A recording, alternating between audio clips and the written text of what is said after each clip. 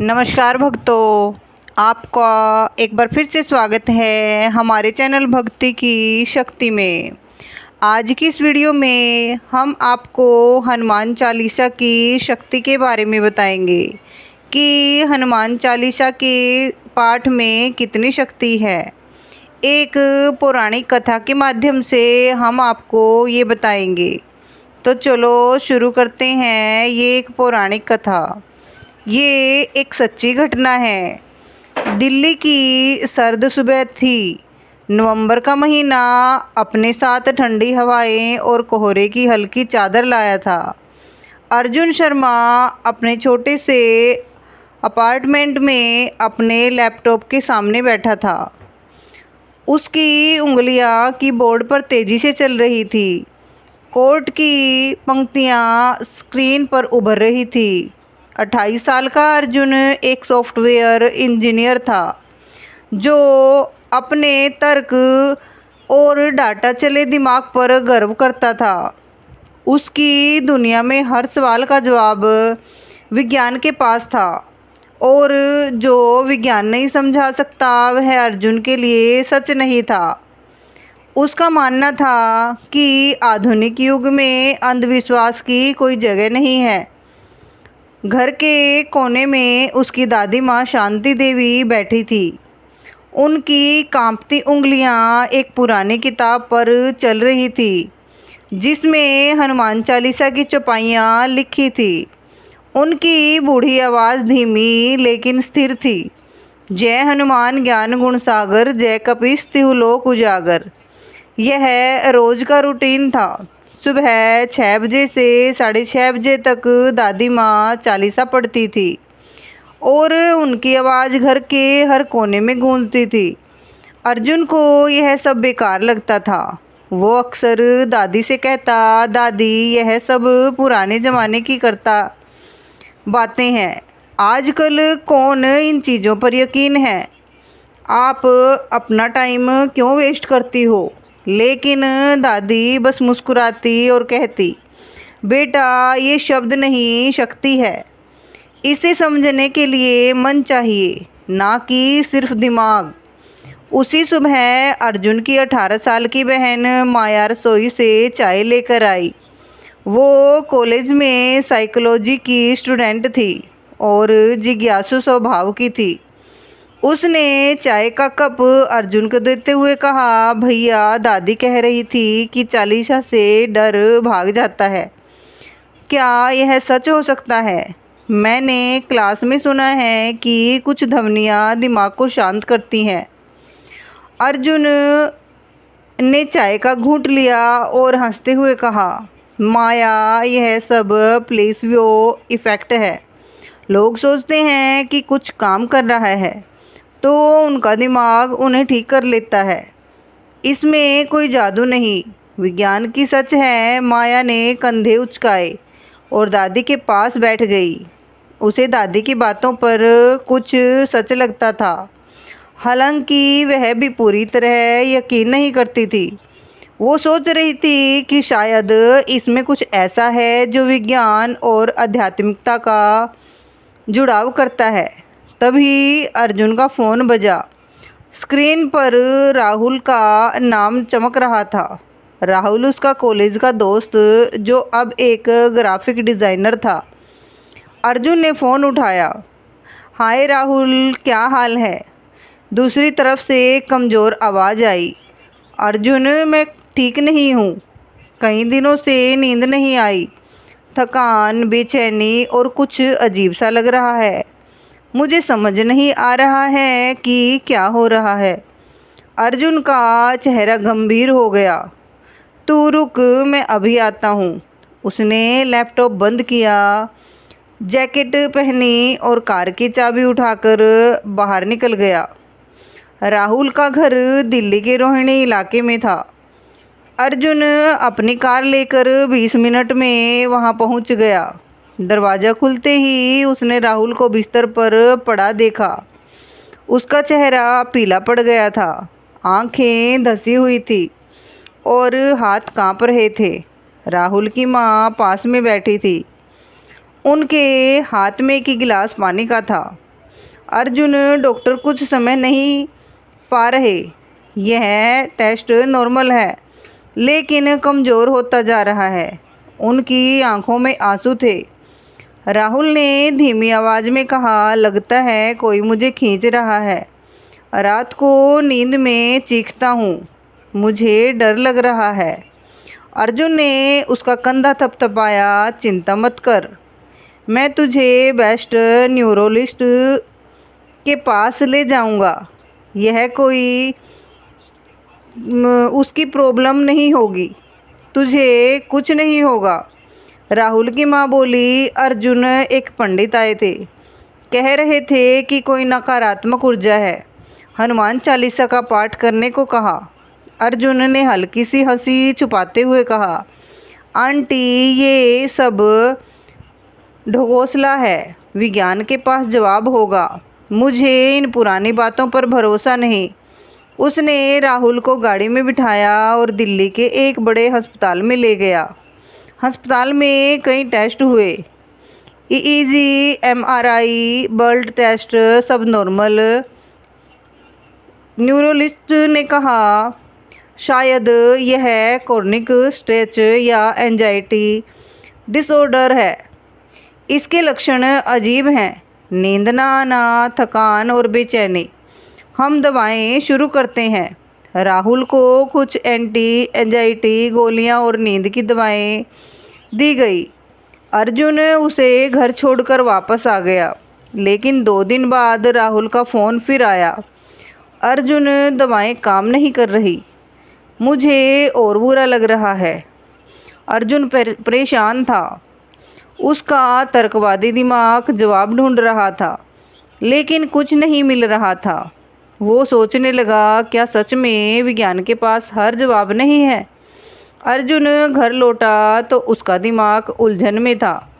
उसने लैपटॉप खोला और कॉर्निक स्ट्रेच डिसऑर्डर पर रिसर्च शुरू की। उसने कई मेडिकल जर्नल्स पढ़े।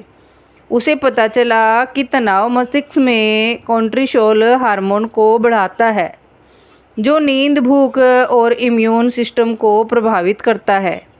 लंबे समय तक कॉर्टिसोल का स्तर ऊंचा रहने में डिप्रेशन, एंजाइटी और शारीरिक कमजोरी हो सकती है। लेकिन राहुल के लक्षण कुछ ज़्यादा ही गंभीर थे, चीखना, डर लगना और यह अजीब सा एहसास। अर्जुन ने सोचा, शायद यह साइकोसोमेटिक है। उसका दिमाग उसके शरीर को बीमार बना रहा है, लेकिन इसका इलाज क्या है? उसी वक्त दादी माँ कमरे में आई। उनके हाथ में वही पुरानी चालीसा की किताब थी। बेटा, राहुल को हनुमान चालीसा की ज़रूरत है। मैंने अपनी ज़िंदगी में इसके चमत्कार देखे हैं। मेरे गांव में एक बार एक लड़के को बुखार हो गया था। डॉक्टरों ने जवाब दे दिया था, लेकिन चालीसा पढ़ते ही वो ठीक हो गया। अर्जुन ने गहरी सांस ली। दादी, ये सब अंधविश्वास है। क्या हनुमान जी आएंगे और इसे ठीक कर देंगे? विज्ञान ही जवाब देगा। आपकी कहानी में वो लड़का शायद अपने आप ठीक हो गया हो। दादी बैठ गई और बोली, अर्जुन, तुलसीदास जी ने इसे 16वीं सदी में लिखा था। 40 चौपाइयाँ हैं, हर एक में शक्ति है। संकट मोचन नाम तुम्हारो पढ़ने से मन का बोझ हल्का होता है। इसे आजमा तो सही। मैंने अपने पति को भी इसी से बचाया था। अर्जुन को दादी की बातें बचकाने लगी, लेकिन उनकी आंखों में विश्वास देखकर वो चुप रह गया। माया भी पास आ गई। भैया, मैंने साइकोलॉजी में पढ़ा है कि मेडिटेशन और दोहराव वाली चीज़ें तनाव कम करती हैं। शायद चालीसा भी ऐसा ही कुछ करती। कुछ वैज्ञानिक आधार हो सकता है। अर्जुन ने बहस करने की बजाय हामी भर दी। ठीक है, एक बार ट्राई कर लेते हैं, लेकिन मुझे कोई चमत्कार की उम्मीद नहीं है। यह बस एक टेस्ट होगा। उस रात अर्जुन ने दादी की किताब ली और चालीसा पढ़ना शुरू किया। उसकी आवाज़ में कोई श्रद्धा नहीं थी। वह शब्दों को दोहरा रहा था, रामदूत अतुलित बलदामा अंजनी पुत्र पवन सुतनामा। उसे कुछ खास महसूस नहीं हुआ। उसे लगा कि यह सिर्फ शब्द हैं जिनका कोई असर नहीं। किताब बंद करके वो सो गया। अगली सुबह राहुल का फ़ोन आया। अर्जुन, आज रात नींद अच्छी आई, थोड़ा बेहतर लगा है। अर्जुन चौंका। क्या सच में? उसने सोचा शायद दवाओं का असर शुरू हुआ या यह संयोग है। लेकिन इतनी जल्दी? अगले कुछ दिन अर्जुन ने राहुल को रोज़ चालीसा सुनाने का फैसला किया। वो फ़ोन पर यूट्यूब से चालीसा चलाता और राहुल को सुनने को कहता। पहले दिन राहुल ने कहा कि उसे हल्का सा आराम मिला। तीसरे दिन उसने कहा कि बेचैनी कम हुई। चौथे दिन राहुल ने कहा, अर्जुन, आज मैंने दिन में 2 घंटे काम किया। पहले तो उठ भी नहीं पाता था। क्या यह चालीसा की वजह से है? अर्जुन ने कहा, नहीं, ये दवाएं होंगी या तेरा दिमाग खुद को ठीक कर रहा है। लेकिन मुझे समझ में नहीं आ रहा कि यह कैसे हो रहा है। उसके मन में सवाल उठने लगा, क्या सच में इसमें कुछ है? उसने माया से कहा, मैं इसे वैज्ञानिक नज़रिए से समझना चाहता हूँ। अगर चालीसा काम कर रही है तो इसके पीछे कोई तर्क होगा। माया ने सुझाव दिया, भैया, दादी कह रही थी कि उत्तराखंड में एक मंदिर है जहाँ चालीसा की शक्ति का रहस्य है। चलो वहाँ चलते हैं, शायद वहाँ कोई जवाब मिले। अर्जुन ने सोचा, अगर वहाँ कुछ वैज्ञानिक आधार मिले तो मैं इसे मान लूँगा। उसने ऑफिस से 3 दिन की छुट्टी ली और अगले दिन दादी और माया के साथ उत्तराखंड के लिए निकल पड़ा। सुबह 7 बजे अर्जुन ने अपनी कार स्टार्ट की। दिल्ली से ऋषिकेश की दूरी लगभग 240 किलोमीटर की थी। 3 घंटे की ड्राइव के बाद वे ऋषिकेश पहुँचे। वहाँ से एक छोटा गांव था जहाँ एक प्राचीन हनुमान मंदिर था। रास्ते में उनकी कार एक ढाले पर रुकी। वहाँ एक अधेड़ उम्र का व्यक्ति अखबार पढ़ रहा था। उसने चश्मा उतारा और अर्जुन से पूछा, कहाँ जा रहे हो बेटा? दादी ने कहा, हनुमान मंदिर।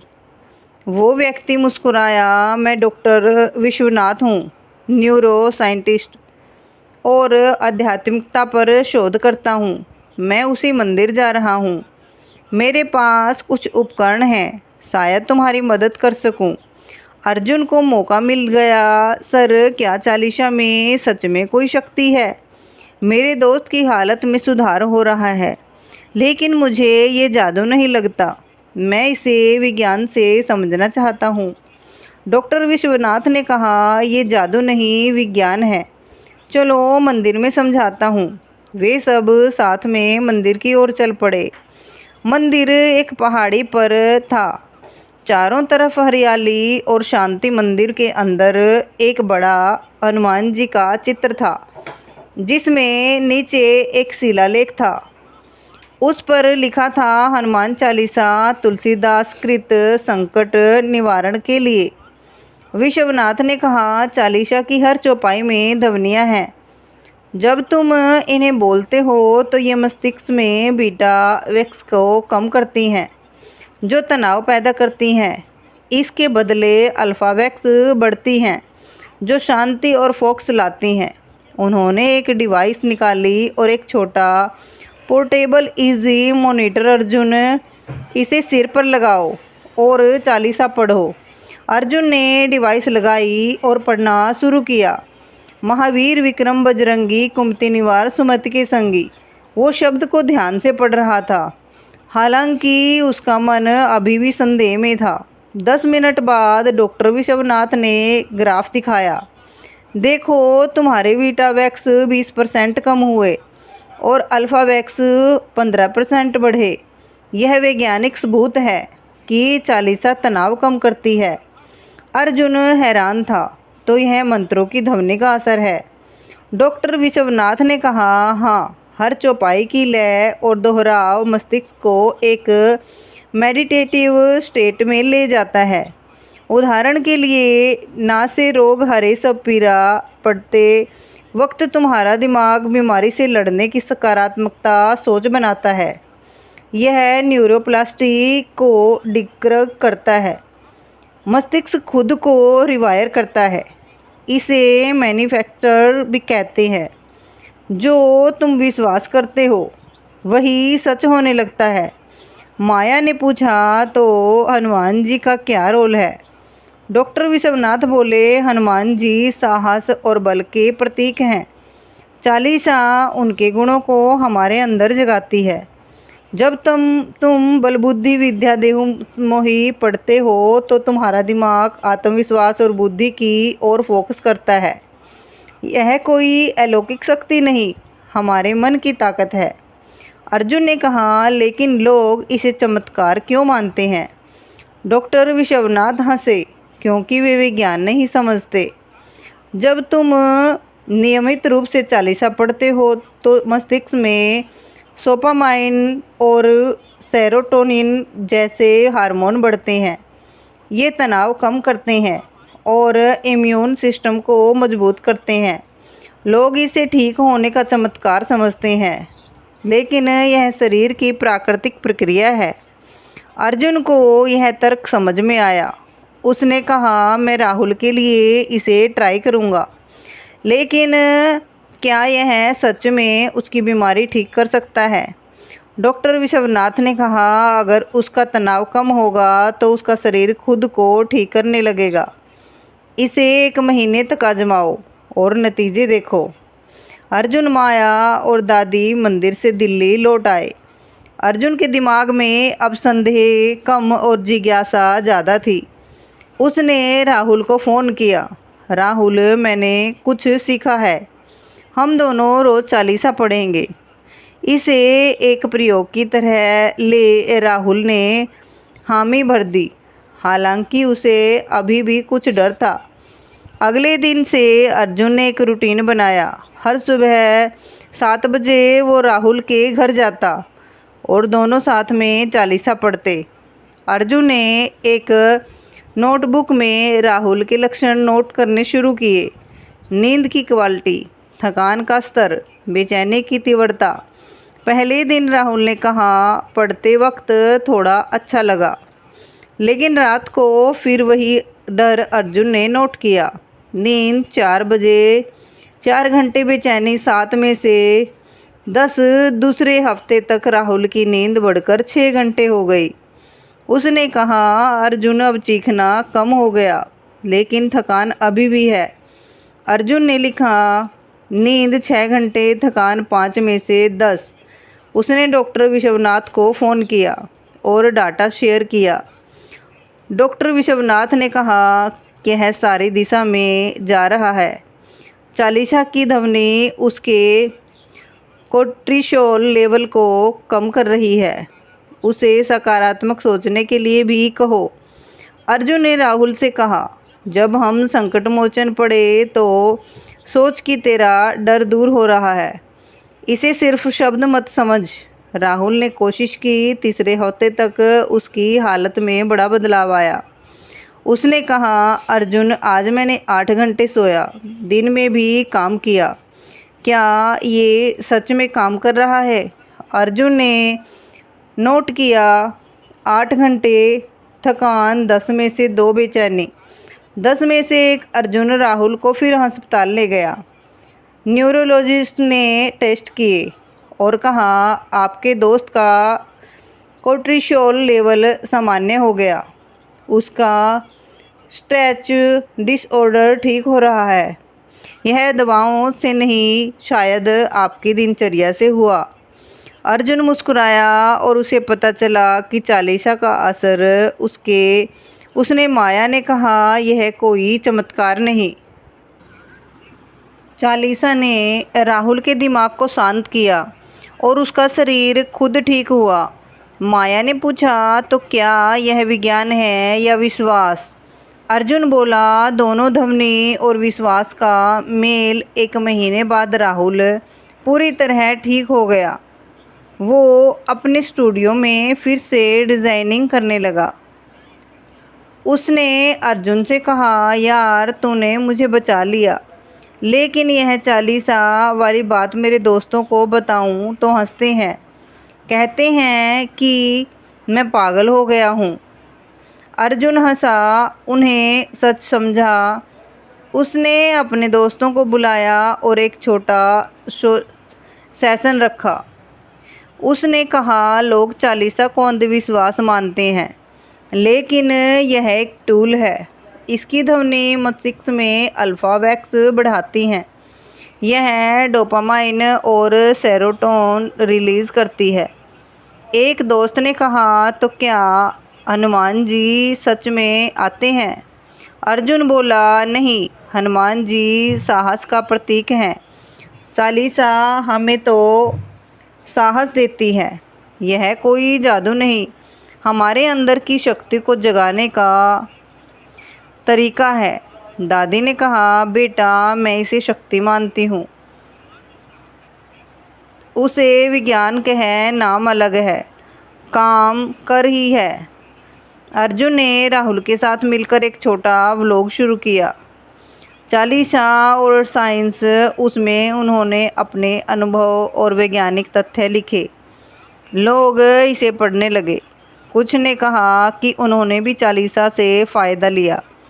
अर्जुन अभी भी तर्कवादी था, लेकिन अब वो विज्ञान और विश्वास को साथ जोड़ता था।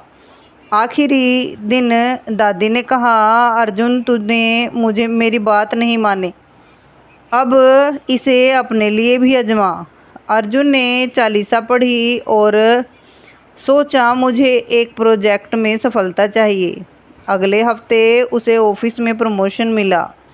उसने हंसते हुए सोचा, शायद यह भी मैनिफेस्टेशन है। दोस्तों, हनुमान चालीसा के बारे में आपके क्या विचार हैं? कमेंट करके ज़रूर बताएं।